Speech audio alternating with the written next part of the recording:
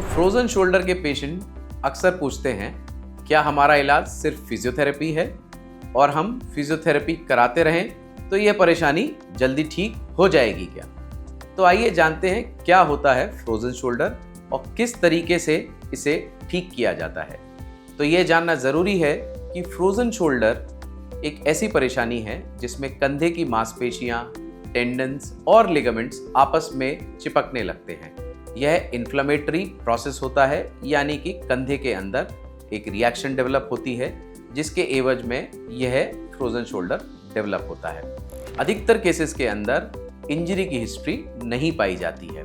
अगर हम इस डिजीज का नेचुरल कोर्स देखें तो ये 3 पार्ट से होकर गुजरती है। पहला पार्ट जिसे फ्रीजिंग फेज कहा जाता है।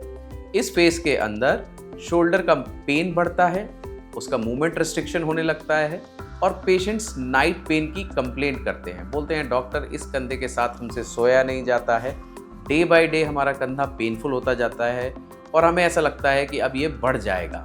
तो इसे फ्रीजिंग फेज कहते हैं। फिर एक फेज ऐसा आता है जब पेशेंट का पेन काफ़ी हद तक कंट्रोल्ड होता है पर उनका मूवमेंट बहुत ज़्यादा रेस्ट्रिक्ट हो चुका होता है क्योंकि कंधे की मांसपेशियां आपस में चिपक जाती हैं।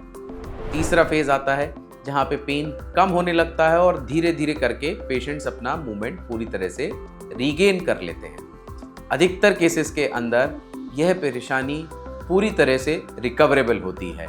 इसमें किसी तरीके का कोई फंक्शनल लॉस नहीं होता है। अब पेशेंट्स अक्सर जब डॉक्टर के पास आते हैं तो बहुत पेनफुल फेज में होते हैं। बहुत पेन के साथ में उनका मूवमेंट रिस्ट्रिक्शन होने लगता है। इस दौरान पेशेंट्स को चाहिए कि कुछ समय के लिए मेडिकेशन लेना चाहिए ताकि ये जो इन्फ्लेमेटरी प्रोसेस है यह स्लो डाउन हो जाए। इसके अलावा स्वयं रेगुलर एक्सरसाइज करनी चाहिए, यानी कि हर दिशा में आपके कंधे को चलाना है। जिस तरफ मूवमेंट रिस्ट्रिक्शन हो रहा है उस तरफ अपनी स्ट्रेचिंग एक्सरसाइजेस को बढ़ाना है। अगर पेन के चलते हम शोल्डर को इस्तेमाल नहीं करते हैं तो यह बीमारी और तेजी से बढ़ती है। तो फ्रोजन शोल्डर के लिए एक्सरसाइज करना आवश्यक है, पर यह एक सेल्फ लिमिटिंग डिजीज होती है, यानी कि यह समय लेती है ठीक होने में और इसके समय के दौरान आपको अपने फंक्शंस को प्रिजर्व करना होता है।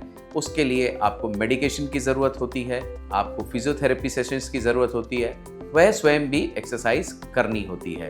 तो फ्रोजन शोल्डर से परेशान ना हो, ये 100% रिकवरेबल प्रॉब्लम है, पर इसमें एक्सरसाइज का साथ ना छोड़ें।